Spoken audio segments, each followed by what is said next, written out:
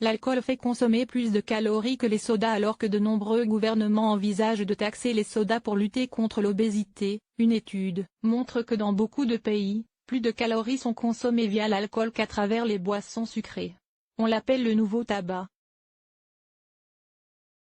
Le sucre est devenu l'ennemi diététique numéro 1 dans la lutte contre l'obésité. L'Organisation mondiale de la santé, OMS, vient d'appeler les gouvernements à augmenter de 20% le prix des sodas. Et si on s'intéressait aussi aux boissons alcoolisées? C'est ce qu'a fait Euromonitor International, un organisme d'analyse des données de marché.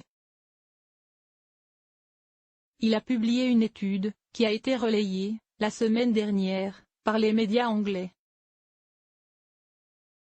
Que dit cette étude?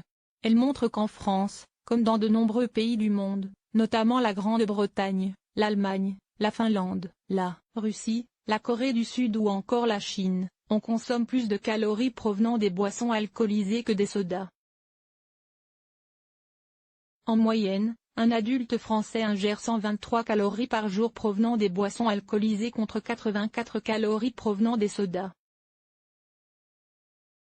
Dans les 24 pays étudiés, sauf à Taïwan, l'alcool apporte au quotidien plus de calories que les sodas. Quel constat en tirer? Ces résultats ne remettent pas en question l'importance de s'attaquer aux boissons sucrées pour lutter contre le surpoids et l'obésité. Mais ils montrent que l'on devrait aussi considérer les risques de surpoids chez l'adulte liés à l'alcool. L'apéro entre amis, la bière qui désaltère, ne sont pas bons pour la ligne. Pourtant, on en parle rarement. En France, le site du Programme national nutrition santé, PNNS, ne fait allusion qu'au danger de l'alcool pour la santé, et pas à son impact sur la prise de poids. Qui sait qu'un grand verre de vin équivaut en calories à une tranche de gâteau? Qu'un demi de bière apporte autant d'énergie qu'un quart de tablette de chocolat au lait?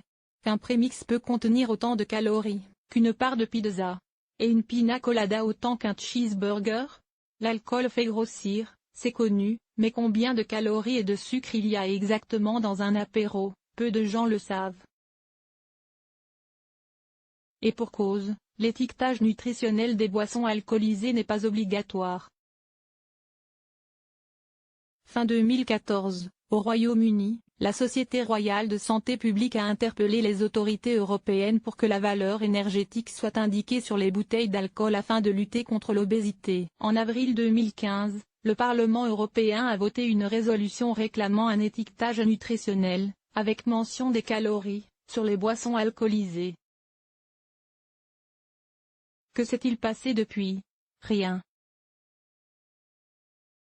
Cette résolution non contraignante n'a eu aucun effet. Visiblement, la Commission européenne a un problème avec l'alcool. Elle n'a toujours pas proposé de nouvelles législations visant à mieux informer les consommateurs de l'impact de l'alcool sur la santé et sur le poids. Dommage, car l'argument minceur pourrait être un levier supplémentaire pour inciter les consommateurs à réduire leur consommation d'alcool qui reste importante en Europe, et notamment en France. Mais face au lobby, la santé publique trinque toujours.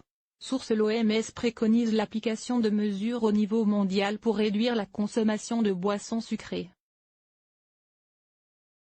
http://www.ou.int/mediacentre/news/releases/2016 curtail sugary drink /fr http://blog.romonitor.com/blog/2016/10/nutrition 2015 research bread protein alcohol sugar.html http://www.europarle.europa.eu/sides /getdoc.do Pubref égale %2 f%2 fait %2 f%2 texte %2 bitier %2 bp8 ta 2015 0174 %2 b0 %2 bdoc %2 bxml %2 bv0 %2 f %2 ffr et la Negoedge égale fr chronique diffusée sur France Inter dans l'émission Grand Bien vous fasse, du lundi 24 octobre 2016,